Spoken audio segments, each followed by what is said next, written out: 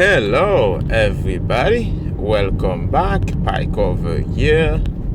Yes, let's talk Bitcoin and investing. Especially when we have BlackRock right now and so many other institutions like Fidelity basically planning on having a Bitcoin ETF.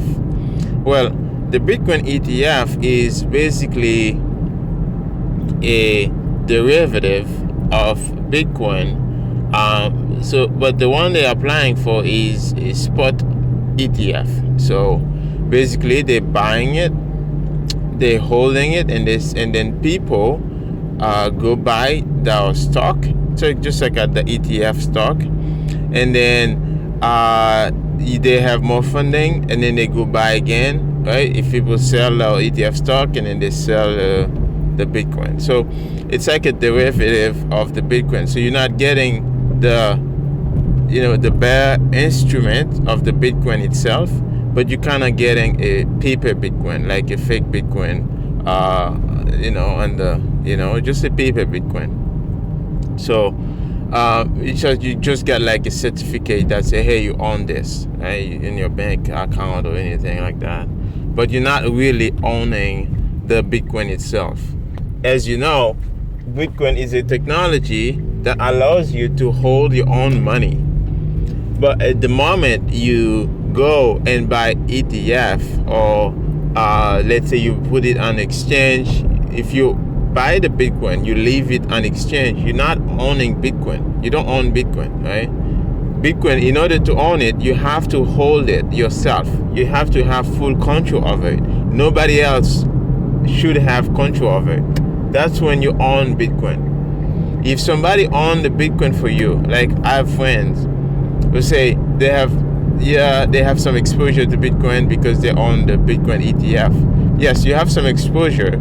If Bitcoin go up, your ETF will go up, your share will go up in terms of USD, but you're not really owning the Bitcoin bare instrument, because you don't have full control. You don't have the key, the private key. You need to have the private key, the 12 words in your head, or in a piece of paper, or in a metal plate, so that only yourself knows about it. So that's when you own Bitcoin. So now I had to make this clear first, right? Because when people think about investing in Bitcoin, they think, hey, I could just buy it and leave it on exchange and think I own it. No, you don't own it. If the exchange you go bankrupt, you're still underwater. You don't have that Bitcoin. You lose it. If the ETF company like BlackRock go bankrupt, you're done. And by the way, some of these companies like Charles Schwab, which is like similar to BlackRock, those are companies. They are pretty much zombie companies because they have so much liabilities, and basically these companies own a lot of houses, and in time when house prices are dropping, and then basically the price they bought the houses for, how those houses are losing value. So in order for them to resell those houses, they would have to resell them in a lower price. So they are losing money. The moment you start losing money, you're insolvent, right? Being insolvent, that you close to bankruptcy. You could be, in bankruptcy, anything. But these companies are very powerful. They can influence the government and print money, give it to them, and then just keep on running. But you have to know those are very dinosaurs companies that can go bankrupt. But I believe Bitcoin fixes everything. Basically, not everything, but Bitcoin fixes a lot of things. And Bitcoin fixes a lot of things in society. It's gonna fix those companies as well. Bitcoin gonna make those companies better company. It's gonna make them more honest, because Bitcoin is transparent. You can see those Bitcoin on the blockchain. You can visualize it. So, So, anyways, I just wanted to set this aside And yeah, so you really need to understand what you're getting yourself into with those ETF and stuff like that. But you know, those ETFs is probably gonna be more institutions buying them. But for you as an individual, you have to be careful when you leave your Bitcoin on exchange. You just have to understand you shouldn't leave too much. You don't want to lose. In places like US, you have Coinbase. People use Coinbase and they think they have Bitcoin there, but if Coinbase go down, you know, you lose those Bitcoin. If the US government say, hey, you know, take all this coin, send it to me, and then you lose all those Bitcoin. And also, you know, in Canada, you have ShakePay. People who think they have, you know, the Bitcoin, that Bitcoin on the ShakePay. Well, if, you know, this ShakePay company go down, well, you also go down. ShakePay has custody with Coinbase, so it's you know, it's very risky. If Coinbase go down, let's say Coinbase can't no longer, you know, access those Bitcoin, well, ShakePay, where they gonna get those Bitcoin to send to you, right? So you always have to assume that you have to be able to visualize the Bitcoin on the blockchain. You have to be able to see the Bitcoin on the time chain to say, hey, this address is my address. I control it, and I can see it. It's publicly. I can verify it myself. Don't trust, verify. Anyways, so put this aside, and yeah, so I just wanted to just talk about more. Let's talk about the implication of the BlackRock and Fidelity spot Bitcoin ETF. What those implication could be? Well, you can have a situation where they, just like I was saying, they buy, they say they have a lot of Bitcoin. You can go buy their ETF, and then they don't really have this Bitcoin. You know what's gonna happen? They're gonna reduce the demand for Bitcoin, just like you have FTX when they just issue a bunch of fake Bitcoin, and people think they own Bitcoin and they lose all our money, they lose our shirt. So this can happen too. But at the same time, you have to remember what happened to FTX. FTX blew up, and this, you know, so, and everybody knows it was a scam. So same thing can happen to BlackRock. You know, it doesn't matter how big you are. And this is the thing with a lot of people. They think, hey, this is a honeypot. Let me try this Bitcoin thing. It's a magic, right? And let me get rich. Let me get like launch a Ponzi scheme on it. And it's look attractive in the first sight. Oh, okay, let me do that. And when you do it, and then another company with the real Bitcoin come along and say, hey, and then they blew up your company because you never had this Bitcoin, and because you was issuing fake Bitcoin. So I think in the next bull run in 2025, 2026, you may have something like this, right? Like where, you know, these companies, they don't have the real Bitcoin, and then they blew up. So I'm not wishing that happen, but this can be the case. Or maybe they just lose their private key, right? Think about it. You know, a company like that holding so much money, I mean, they're not going to be able to buy more than 500,000 Bitcoin. I don't think so, because like you only have 2 million Bitcoin left on exchanges, right? 2 million Bitcoin left on exchanges, so there's very little they can do.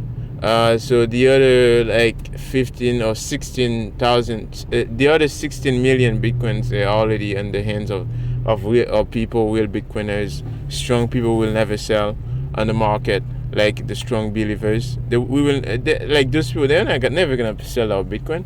Right? The only people gonna get sell is just those newbies, people who don't understand, who don't really get it. They think it's about getting rich quick, right? So, but the strong believers, the toxic maximalists, they're not gonna sell. So, and then they're like MicroStrategy not gonna sell anytime soon, right? Unless if they have like they really have to sell. But I don't think this company, they have strong believers. They know where this thing is going.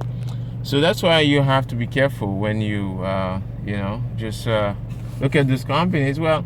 And also, and the only thing that can happen, the price can push up, right? So instead of down, because, well, you know, like in a time like that, when there's more demand for it, the price can only go up, right? So it's good. And also, it's one thing I was gonna mention on this podcast, which is not related to that, but I'm sorry for that, but you excuse me. But I was gonna mention that it's so amazing. A friend in Canada can now you just use buy Bitcoin KYC free. You go physically in any Canada Post office, in a Shoppers Drug Mart, anywhere like in Canada, any Canada Post office. Do you say, hey, I wanna buy, I wanna load up my Load Hub account.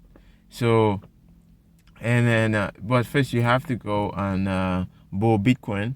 Bo Bitcoin is just like an exchange where you can just go there, and then you can open an account. You don't have to put your real name, anything like that. Just you need just an email. You can open a fake email or something like that, and then say, hey, I wanna, and then you wanna fund your account, right? You fund it without KYC. Obviously, that's the reason why you wanna do that, and then you just load up your Load Hub.